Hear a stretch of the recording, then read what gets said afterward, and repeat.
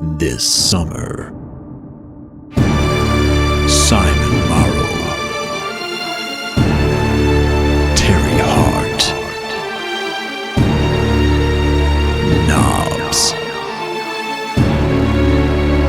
an audio production podcast. Remember to like and subscribe. Let's talk about reverbs. Let's talk about reverbs. What would you like to discuss today? It's a huge subject. It's a huge part of mixing, how they get used. And I do a lot of assistants and people I've worked with have always struggled with reverbs to make them either they put them in the mix and they're just not there, and by the time they put them there that they can hear them enough, they're just swamping the whole thing, or they just don't sound cool, they don't sound long, or they just don't sound like what they hear from, main records. And I mean, I don't have to tell you, it's a complicated subject. There's a lot of tricks that are going on to make a mix work, right? It is. So let's peel back the layers. All right, let's do it. Do you have a favorite approach to reverb on lead vocals? Lead vocals. Yeah, well, I mean, I definitely have a go-to approach, but everything is negotiable. Mm-hmm. But I like a reverb that's very short and very ambient for the sole purpose of providing stereo information to it. I want it to sound wide. I'll use other things for that as well, like, traditional wideners and doublers and things like that. But I think there's something about it. Like if it's just if you listen to just a raw sound and something with just a little bit of ambience reverb on it, it sounds like it's coming from both speakers. It's not sort of just this tiny little thing in the mix, which sounds ridiculous next to things like drums and screaming guitars. So just giving it a bit of weight. I'll then look at reverbs for of varying sizes and lengths and dark and light, more to look at. If it's a dark sort of verse, I might want that darkness to be reflected in the reverb. So just to have a couple of different textures. And then obviously delays, which I think delays might feature in this a bit because it's kind of all part of the same process, isn't it? But yeah, start with really short stereo. I like to then just get up through light reverbs and dark reverbs, whether they be halls and plates and things like that. But they'll really be dictated by the song, and our templates just have options in them, which we can just immediately see what's sort of sit in there. And from there on in, automating them to be off and on in different parts where they're working. But a big thing is, I think a rule of thumb, if you, and I know a lot of people have issues with reverbs not coming out in mixes, like they can't hear them, is that you get bored really, really quickly. So if you have a great reverb, accept it's only going to be great for a bar or two. At most, just a section of a song. So something has to change. Now, if your delays can be great for that in vocals specifically, because they can be turn on and off for words and things like that, and that all molds into one sound, but it keeps changing, and so your ear keeps hearing it. Whereas if you just put one plate reverb on a whole song, you'll find you'll just keep wanting to turn it up to be able to hear it until the whole thing's just a mess, right? Keep the change happening. Automation is your friend, and you can automate one reverb. I've done that before I just want one reverb in the verse because it's a very sparse thing and delays are too obvious. But I just keep messing with it, like change the EQs, change the feedback of the thing, whatever knobs there are on it. I mean, just close your eyes and mash the buttons until it's working. Another reason to use a control surface. 100%, yeah. Close your eyes and click the mouse. Yeah. It's interesting hearing you talk about how you approach reverbs, because while we did do our Brower training together, he didn't talk a lot about reverbs. Nor like the philosophy behind them. Correct. Kind of said I used this, and that was correct. It was very much more about automation. Yeah. And even automation even more so than the multi-bus approach. But I find it interesting that I find a lot of engineers come to the same conclusions like unilaterally. Well, we have this all the time. Yeah. Where we haven't discussed a certain thing and we mention a plugin. It's like, oh, it's great on this. Yes, it's great on this. That it's weird that we end up in the same camp. Because as you were saying that, I was thinking, I have a short ambient reverb that is I use a Kurzweil KSP8 for that, and it's that exact thing. And it's probably one of the louder of the reverbs because the ambience lets you have. It gives. It's almost like a short ambient reverb is almost like just turning up the early reflections of a long reverb. Yeah, yeah. So you get that up. This vocal is in a space, and it thickens it up. So you've still got the vocal in the phantom center. Yeah. But with the difference in the left and right, now that vocal is a bit wider, but it's not as washed out as a. I'll tell you one other thing with that one, and I'm sure you do this as well, because I know how you build your soundstage as well. We're sort of both of the same mind with that. But this is another one where because it's loud, it sets up the soundstage that vocals are front and center and bigger. So it has the longest pre-delay of anything in the mix space, unless it's some weird situation. But, that's where you'll be getting to, 100 milliseconds worth of pre-delay or something like that. Whereas everything else, your guitars might be 50, 60, your drums might be 5 milliseconds. But that's where you get the vocals in front of the rest of the mix, that particular first ambient patch. Correct. And the reason why having a longer pre-delay on vocals in particular is helpful is that the consonants are out of the way of the reverb. Yeah. So it's almost, by delaying the reverb, it's almost allowing you to have a dry vocal wrapped in reverb and it increases the intelligibility. Yes. Because when you have a short pre-delay and that reverb sort of happens instantly, the consonants go straight into wash, and that can wash out the rest of the word.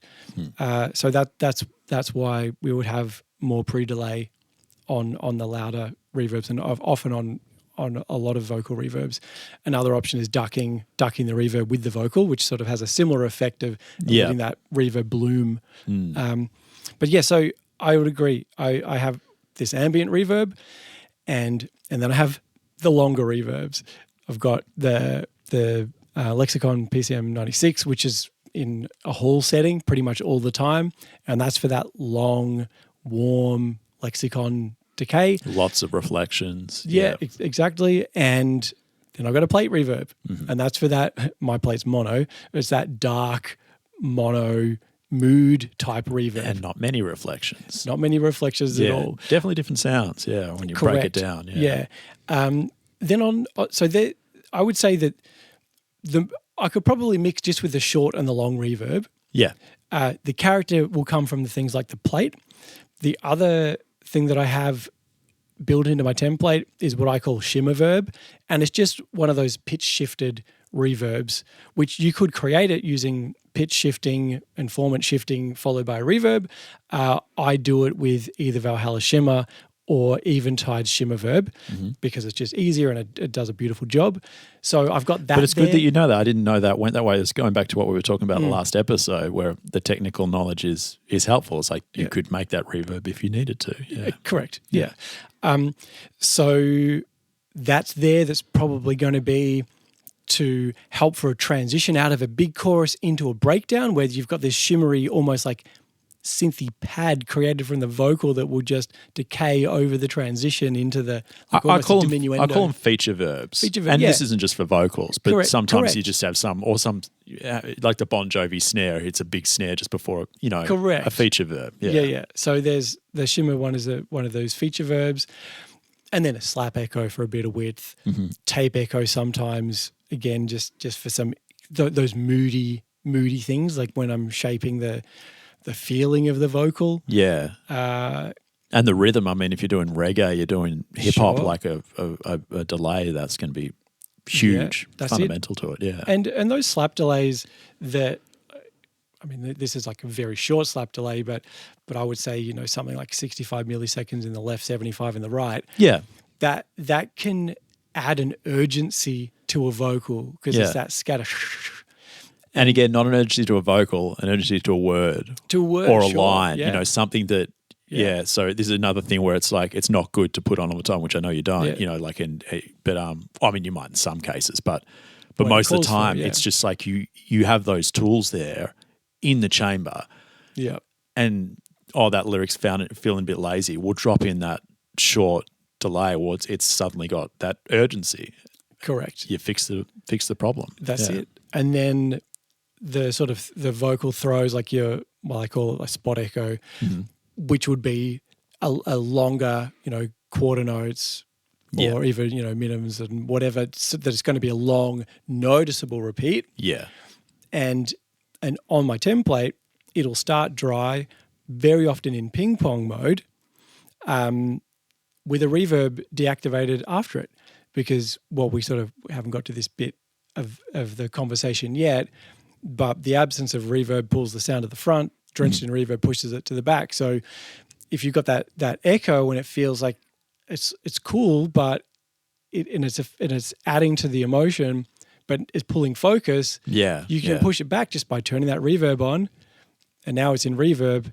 Now that delay is sort of going to be way more background supporting the vocal. And if it's still too noticeable, maybe I'll take it out of ping pong mode. Maybe I'll put it into analog mode, so every repeat is going to get darker. And what's that going to do? It's going to feel like the sound is traveling further into the distance, because As it every goes. repeat gets darker. Yeah. What happens to sound as it disappears into the distance? It gets darker. Why? Because high frequencies don't have the same amount of energy, so they don't travel as far. They don't know exactly. This is, and that's a great way to start that conversation, a soundstage in as well. You know, if you need something to be further back, then darken the sound, darken the reverb. If you want it to be up front and forward, then you do the opposite. And the delays are the same. And it's such a. I think that a lot of people would reach for that and darken a sound. It's like, maybe I'll just put a low pass filter on this because it's sounding a bit edgy to me. But understand it's like, it's sounding edgy. You're not wrong, but there's also something psychoacoustical happening in there, and there's a reason why that solved the problem for you. What you actually wanted to do was put it further back in the room, this artificial room that you're making. And there are those two sides of things. Like a guitar is a great example where reverbs are great, but there's different ways you can use them. Like if I have a clean guitar, I'm probably going to want some spring reverb on it. Well, that's part of its sound, but I'm also going to want to have a bunch of rooms and things like that so that all the guitars or instruments are in one place and we're listening. Because in the end, records can get confusing in what you're trying to achieve, but you kind of are trying to make musicians in a room, right? Yeah. You're trying to make like you're sitting in front of them and they're playing for you, and that's what gives you this feeling of an intimate recording. Part of doing that is to put them all in one space, like have the thing like actually trying to convince you that you're there with it. And that's going to bring in more of an emotional sort of attachment to it than anything else. When you hear those songs where it's like, I mean, things like a lot of rap and hip hop, they're very, very separated, and there's not really much of that unifying space. Yeah. Not to say it's not good music, but it doesn't, the actual sound of it outside of just really, really heavy bottom end doesn't offer a lot of emotional attachment. Yeah. For me, at least. Yeah. But if you're listening to blues or rock or folk music or something like that, where it really is about you sitting in front of the musician, that stuff's going to be pivotal. But understanding that does a different job to that, and using them in a way that will do that. I mean, I remember years and years ago when I didn't have a lot of reverbs, but I had only a couple of hardware units, and that was really all I was using. I did everything with pre-delays, where they all went into one room reverb, but they all went to a bus with a pre-delay before they went to the room reverb. So drums had a really short pre-delay, guitars had that bit more, pianos had a bit more, whatever I wanted to do, and then the longest pre-delay was the vocal. And I don't know how many people would know about this or whether it's worth explaining, but the idea is that if you could imagine yourself sitting in a large space and I'm standing right in front of you, when I talk, you're going to hear my voice, and my voice is then going to travel to the back of the room and bounce and come back. So you're going to hear my voice first, and then the room bounce back to you massively delayed. That's that pre-delay. So I've just told the brain that I'm standing near you. If I go to the back of the hall and talk, well, my voice is going to hit you the same time as the rest of the hall is. That's a short pre-delay, which is telling the brain I'm further away. This is how mixes sound deep. This is how, reverb sounds amazing in a mix as opposed to just amateurish. Yeah. And the funny thing is, the brain's smart. If you don't know these sort of details, you'll be sitting there doing this, but not really understanding why. And this is where having that bit of knowledge and start to design it, you're going to have like a huge amount of fun.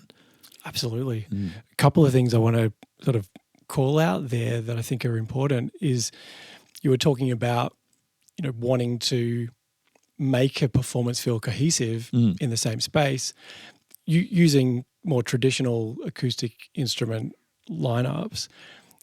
I think it is important across genres, and it's kind of like sonic world building. Yeah. Yeah. And it's even if you're making electronic music, what is the world? And maybe it's outer space, like where is the music coming from? And you want to design the acoustic space so that when the listener is listening to it, they're teleported to that space where the performance is. And one would think that the world is connected to the emotion. Yeah. So I think, I completely agree that like most things, when we're intentional with these decisions and we create our art intentionally, it can be much more powerful. Yeah. And the other point that I think was really great you made is about learning how to design these reverbs. And an example that I often give is, like, imagine you want someone to sound like they're performing in an empty hall. Well, an empty hall is going to have more treble. It's going to have less diffusion. It's going to have a longer decay. So we don't filter out any of the highs. We might even turn them up. We want it to be not diffused. We want the decay time to be longer. Now let's put an audience in that same room. It's going to be more diffuse. It's going to be less trebly. The decay time's going to be sucked up a little bit shorter. And you could, some reverbs will let you even design the materials. Yeah, But absolutely. you can imagine, like, is it a timber room? Is it a concrete room? box? They sound different. They sound different. So, the fun of it is about what that does to your experience as a listener. Because we can be technical about it, but at the same time, what does it tell you about a steel or concrete room compared to a wood room? Yeah. Wood's warm, steel's cold. yeah, A full room to an empty room. If it's a song about loneliness, design an empty room. Exactly. Like, use this to actually push the narrative of the song and make the experience deeper. yeah, exactly. I also liked how you were talking about spring reverb on a guitar, but that you were connecting it to the sound of that guitar, not part of the world building or the soundstage placement. Yeah, so one's to make it sound separate from everything else. The other one's to make it sound part of everything else. Yeah. And you can mix those two as much as you want. Yeah. And, just as hearing a major scale feels happy because that's the agreement we've made over years and years and years, hearing a spring reverb on a guitar has a feeling that it evokes a feeling because it's been used a particular way. It's a particular sound, And it's metallic and it's sort of cold, Yeah. But then there's warm spring reverbs as well. It's going to evoke something. Yeah. So let's talk about the sound stage and I guess how we can use reverbs and delays. And I guess two other useful things for the soundstage placement, I would say pan is the obvious one. Yes. Yep. And also equalization, because brighter to the front, darker to the back. Yeah. Yeah.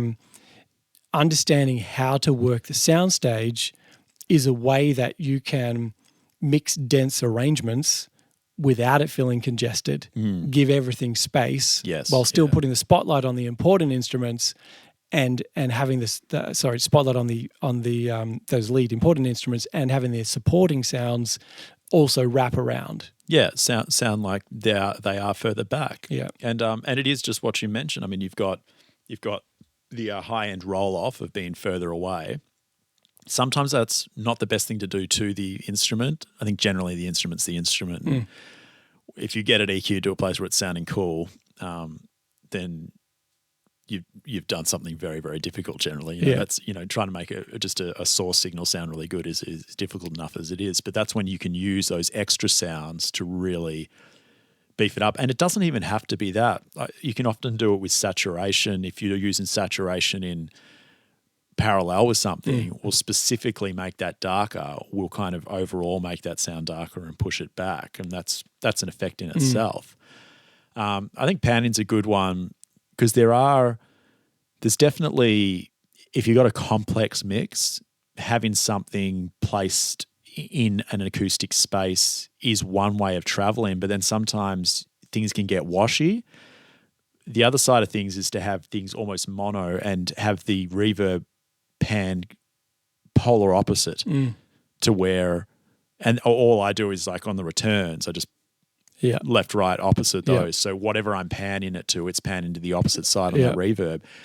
And that means you hear the room of it on the opposite side of the speaker. It's going to tell your ear that it's big, but not cloud the sound specifically. Yeah. And if you've got a really dense mix, a lot of them sharing one room reverb to try to bring things together, that's a really cool way to make it go. It doesn't always work, but sometimes when it does work, it's a good trick to have in the arsenal just to swap that return back and see if it actually makes things better, because it can be bloody cool when it does work. Yeah. And that also can be a really helpful technique for a sparse arrangement. So if you have vocal and guitar effectively mono, it can feel really boring, and having the guitar and the vocal right down the middle can make it really congested. Just do what Dylan did. He just did the acoustic hard left and the vocal hard right. Well, it was day dumb. You could do that, yeah.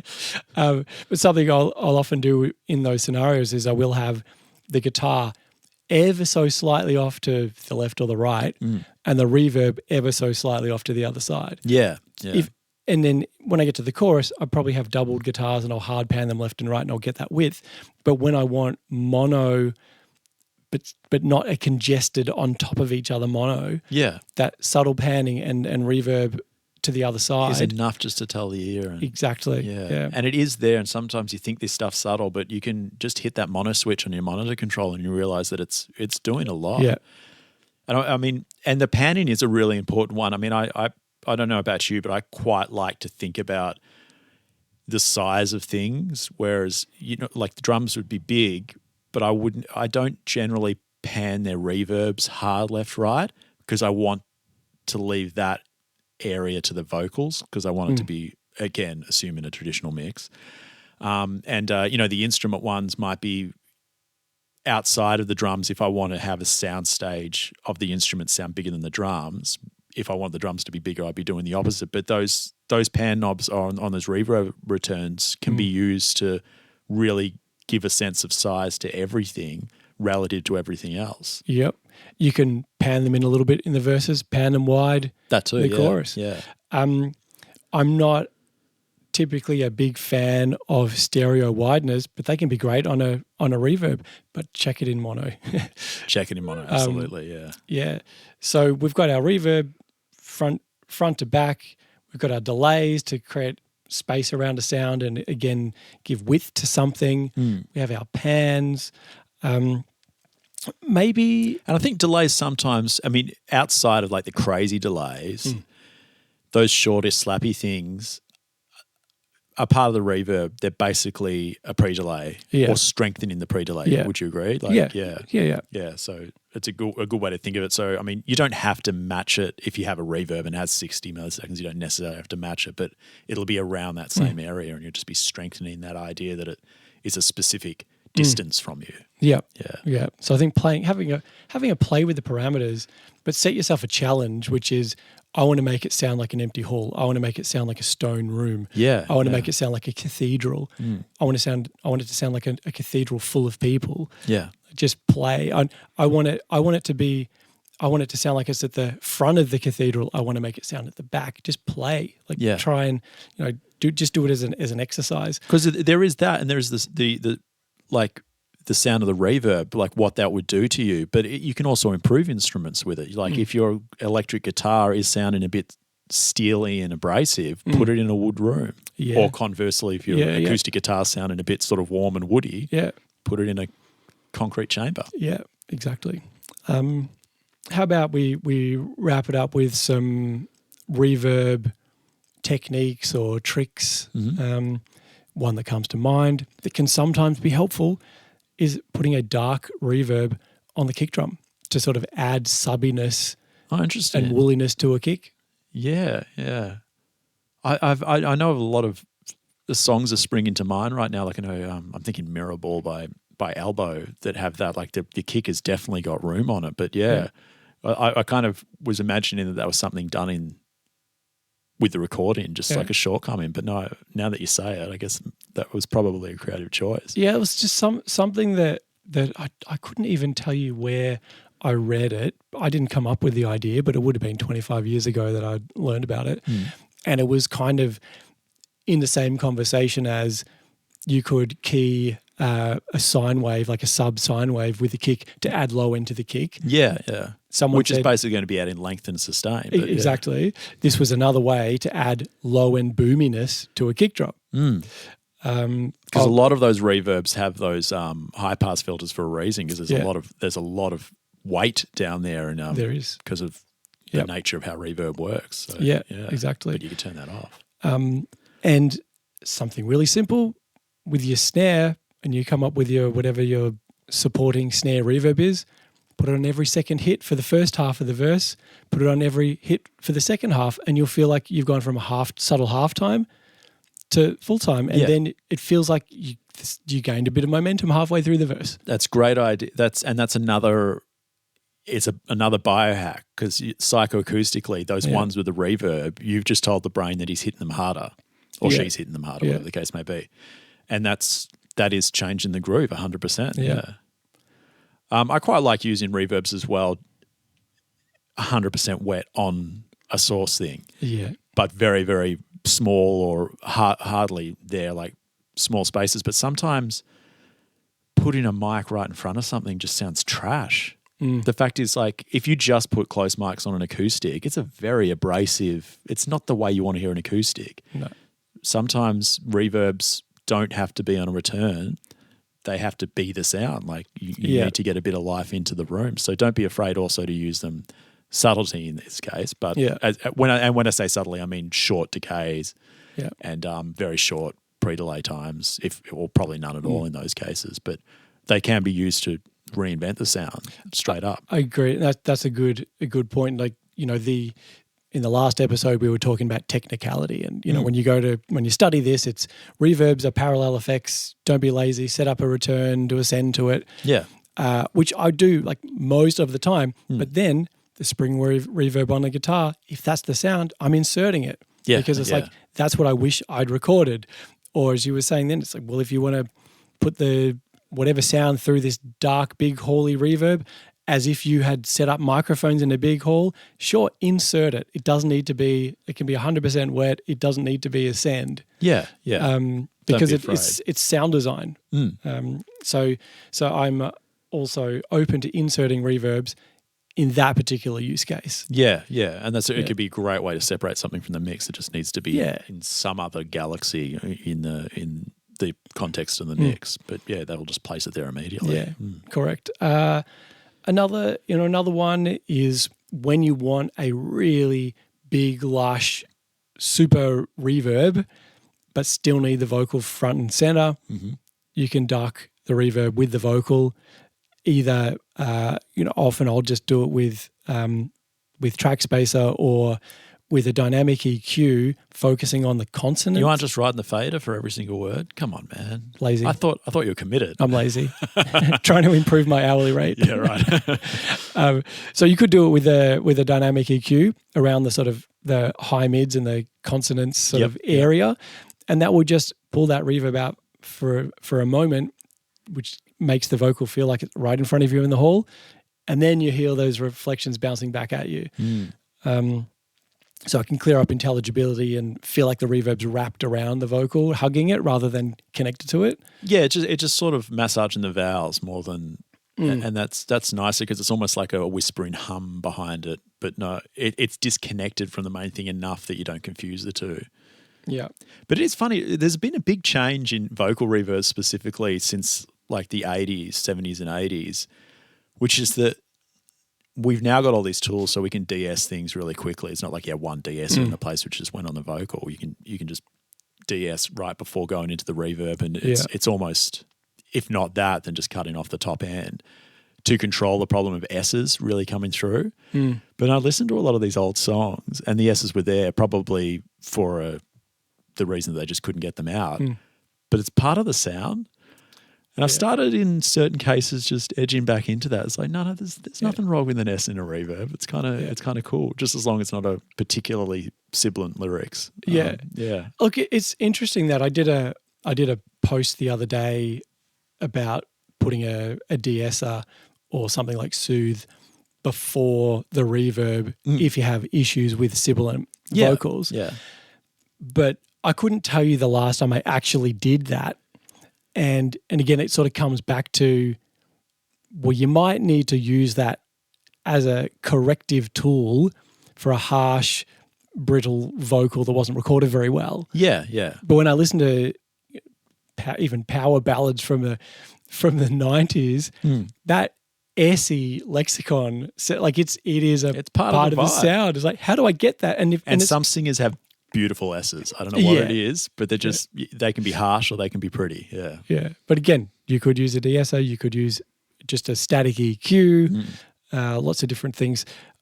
Well, I had an issue with one rapper years ago who loved the sound of it, but it took me ages. It's like there's this hissiness in this recording. He was showing me these things. I couldn't get my head around what he wanted. He wanted as much S as possible.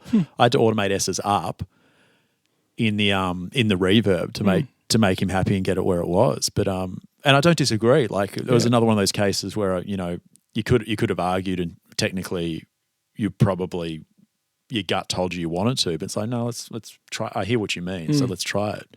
It was cool. I guess it would have been, with rap, the vocals are percussion, so those S's were snares. More or less. Yeah. It was basically along those lines. Yeah.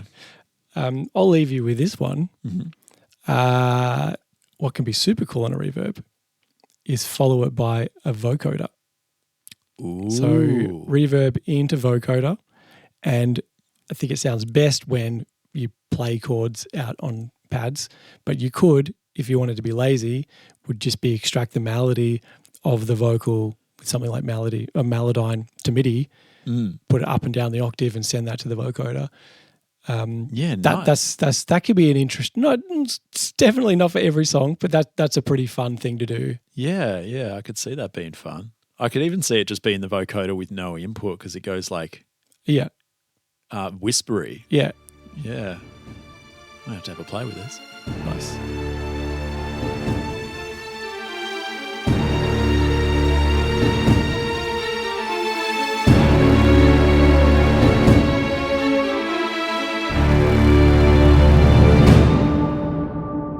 Remember to like and subscribe.